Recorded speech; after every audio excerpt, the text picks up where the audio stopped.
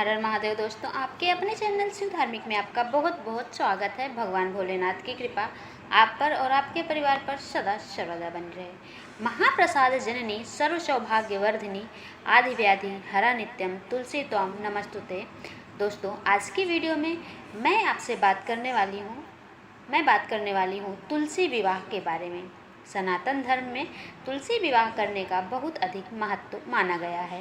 कार्तिक मास के देव उठनी एकादशी के दिन जब भगवान श्री विष्णु योग निद्रा से जागृत अवस्था में आते हैं तो भगवान श्री हरि विष्णु के सलीग्राम स्वरूप के साथ तुलसी का विवाह संपन्न कराया जाता है और उसके बाद जो भी शुभ और मांगलिक कार्य रुके हुए होते हैं उन सब का प्रारंभ हो जाता है। क्योंकि आषाढ़ मास के देवशयनी एकादशी से और देव उठनी एकादशी जो कि कार्तिक मास के शुक्ल पक्ष में आती है, पूरे 4 महीने तक कोई शुभ और मांगलिक कार्य नहीं किए जाते हैं। मतलब विवाह हो या मुंडन, गृह प्रवेश, कोई भी मतलब मांगलिक कार्य चतुर्मास में नहीं किया जाता। तो जब भगवान श्री हरि विष्णु जागृत अवस्था में आते हैं तो उनका विवाह कराया जाता है। भगवान श्री विष्णु के सलीग्राम स्वरूप का विवाह माँ तुलसी से कराया जाता है। इसके साथ ही मांगलिक और कार्य प्रारंभ हो जाते हैं। तो तुलसी विवाह सनातन धर्म में अत्यंत महत्वपूर्ण माना गया है।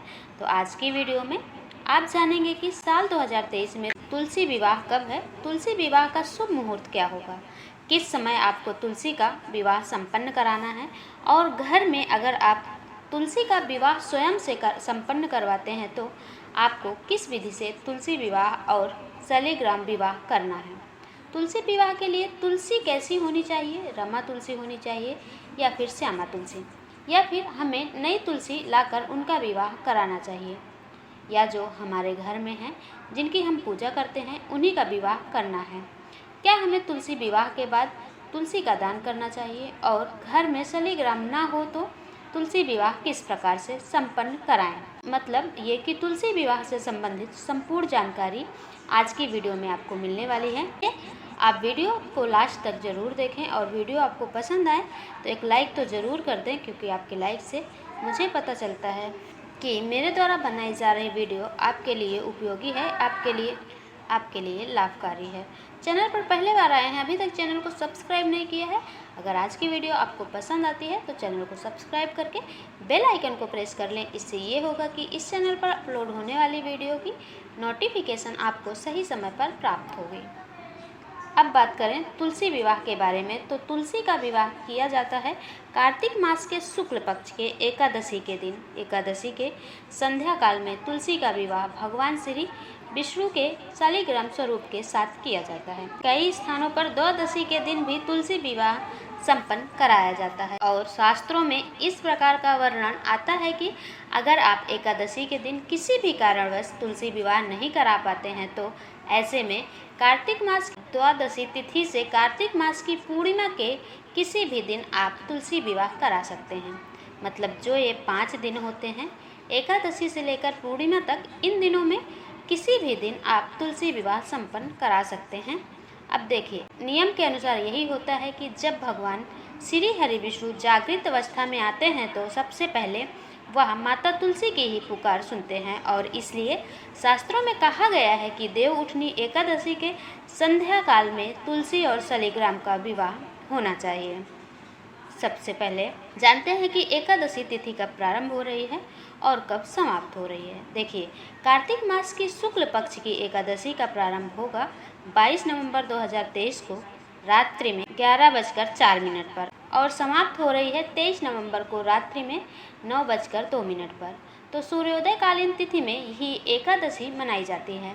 तो एकादशी का व्रत अगर आप करते हैं तो व्रत का धारण करेंगे 23 नवंबर 2023 को और 23 नवंबर 2023 को संध्या काल में एकादशी के दिन यानी देव उठनी एकादशी के दिन माता तुलसी और शालिग्राम का विवाह करना चाहिए। और जैसे कि कई भक्त होते हैं जो कि द्वादशी के दिन तुलसी विवाह नहीं करा पाते हैं, तो द्वादशी तिथि प्रारंभ हो जाती है 23 नवंबर को रात्रि में 9:02 पर और समाप्त हो रही है 24 नवंबर को शाम को 7:07 पर। तो सूर्योदय कालीन तिथि में द्वादशी तिथि होगी 24 नवंबर को। अब बात करते हैं तुलसी विवाह के शुभ मुहूर्त के बारे में। संध्या काल में, शाम के समय, प्रदोष काल में के समय में तुलसी और शालिग्राम का विवाह एकादशी के दिन या फिर द्वादशी के दिन संपन्न कराना चाहिए। तो प्रदोष काल का समय क्या होता है? देखिए, सूर्यास्त से 1 घंटे पहले का समय और सूर्य अस्त से 1.5 घंटे बाद का समय, यानी कुल 2.5 घंटे का समय प्रदोष काल कहलाता है। इसी समय में आप तुलसी विवाह संपन्न करा दीजिए।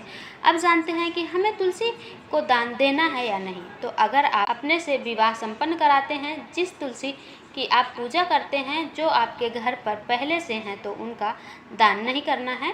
यदि आप पंडित से विवाह संपन्न कराते हैं, तब आपको अपने घर में नई तुलसी लाना है और विवाह के बाद उसे दान कर देना है। अब बात करते हैं कौन सी तुलसी होनी चाहिए। तो आप रमा श्यामा जो भी आपके घर पर हों, उनका विवाह आप करवा सकते हैं, कोई दिक्कत नहीं है। अगर घर में शालिग्राम नहीं है तो आप भगवान विष्णु के विग्रह, कोई भी तस्वीर हो, उनके साथ विवाह आप करवा सकते हैं। अब बात करते हैं तुलसी विवाह की विधि क्या है। तो देखिए, जिस प्रकार एक साधारण कन्या का विवाह होता है, संपूर्ण नियम के साथ आपको तुलसी विवाह संपन्न कराना है। तो आओ जानते हैं संपूर्ण विधि। जिन्हें कन्यादान करना होता है वे व्रत रखते हैं और शालिग्राम की ओर से पुरुष वर्ग एकत्रित होते हैं, अर्थात वर पक्ष और वधु पक्ष वाले अलग अलग होकर एक ही जगह विवाह विधि संपन्न करते हैं।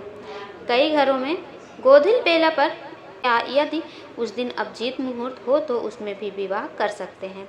जिन घरों में तुलसी विवाह होता है वे स्नान आदि से निर्वित होकर तैयार होते हैं और विवाह एवं पूजा की तैयारी करते हैं। इसके बाद आंगन में चौक सजाते हैं और चौकी स्थापित करते हैं। आंगन नहीं है तो आप मंदिर या छत पर भी तुलसी विवाह करा सकते हैं। इसके बाद साथ ही अष्टदल कमल बनाकर चौकी पर शालिग्राम को स्थापित करके उनका श्रृंगार करते हैं। अष्टदल कमल के ऊपर कलश स्थापित करने के बाद कलश में जल भरें, कलश पर स्वास्तिक बनाएं, कलश पर आम के 5 पत्ते वृत्ताकार रखें, नारियल लपेटकर आम के पत्तों के ऊपर रख दें। अब लाल या पीला वस्त्र पहनकर तुलसी के गमले को गेरू से सजाएं और इससे शालिग्राम की चौकी के दाएं ओर रख दें। गमले और चौकी के आसपास रंगोली या मंडना बनाएं, घी का दीपक जलाएं।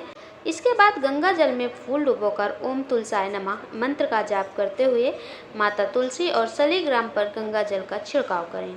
अब माता तुलसी को रोली और शालिग्राम को चंदन का तिलक लगाएं।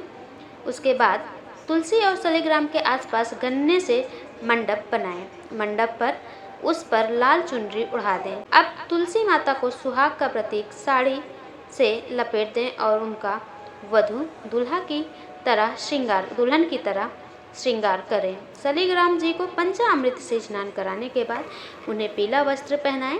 अब तुलसी माता शालिग्राम और मंडप को दूध में भिगोकर हल्दी का लेप लगाएं। अब पूजन की सामग्री अर्पित करें, जैसे फूल, फल इत्यादि। अब कोई पुरुष शालिग्राम को चौकी सहित गोद में उठाकर तुलसी की 7 बार परिक्रमा कराएं। इसके बाद तुलसी और शालिग्राम को खीर और पूड़ी का भोग लगाएं। विवाह के दौरान मंगल गीत गाना चाहिए। इसके बाद दोनों की आरती करें और इस विवाह को संपन्न होने की घोषणा करने के बाद प्रसाद बांटें। प्रसाद बांटने के बाद सभी सदस्य एकत्रित होकर भोजन करते हैं। तुलसी जी का विवाह विशेष मंत्रोच्चारण के साथ करना चाहिए। तो दोस्तों, आशा करती हूँ इस वीडियो में मैं आपको संपूर्ण जानकारी दे पाई हूँ। वीडियो पसंद आई हो तो चैनल को सब्सक्राइब करके बेल आइकन को प्रेस कर लें। मिलती हूँ मैं अगले वीडियो में, तब तक के लिए नमस्कार।